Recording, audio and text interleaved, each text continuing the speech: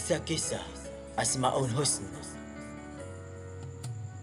Kisah bumi dan langit. Adapun kisahnya adalah sebagai berikut. Adapun terjadinya peristiwa Isra dan Mi'raj adalah karena bumi merasa bangga dengan langit. Berkata dia kepada langit, "Hai langit, aku lebih baik dari kamu karena Allah Subhanahu wa Ta'ala telah menghiaskan aku dengan berbagai-bagai negara, beberapa laut, sungai-sungai, tanam-tanaman, beberapa gunung, dan lain-lain." Berkata langit, "Hai bumi, aku juga lebih indah dari kamu karena matahari, bulan, bintang-bintang, beberapa falak, buruj, arasy, kursi dan surga ada padaku." Berkata bumi, "Hai langit, di tempatku ada rumah yang dikunjungi dan untuk bertawaf para nabi, para utusan, dan arwah para wali dan solihin, orang-orang yang baik."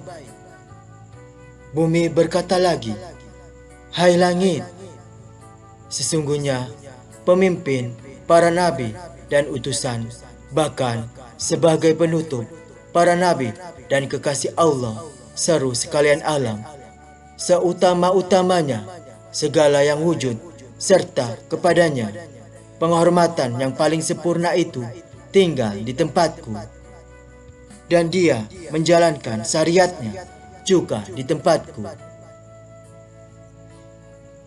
Langit tidak dapat berkata apa-apa apabila bumi berkata demikian. Langit mendiamkan diri dan dia menghadap Allah Subhanahu wa Ta'ala dengan berkata, "Ya Allah, Engkau telah mengabulkan permintaan orang yang tertimpa bahaya. Apabila mereka berdoa kepada Engkau, aku tidak dapat menjawab soalan bumi.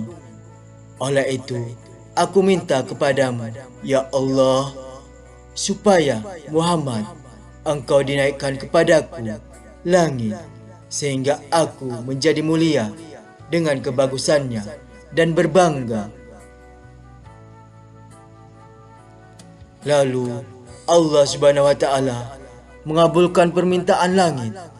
Kemudian Allah Subhanahu wa Ta'ala memberi wahyu kepada Jibril alaihissalam pada malam tanggal 27 Rajab. "Janganlah engkau, Jibril, bertasbih pada malam ini, dan engkau, Israil, jangan engkau mencabut nyawa pada malam ini." Jibril alaihissalam bertanya, "Ya Allah, apakah kiamat telah sampai?" Allah Subhanahu wa Ta'ala berfirman, "Maksudnya, tidak, wahai Jibril, tetapi pergilah engkau ke surga dan ambillah buraq dan terus pergi kepada Muhammad dengan buraq itu."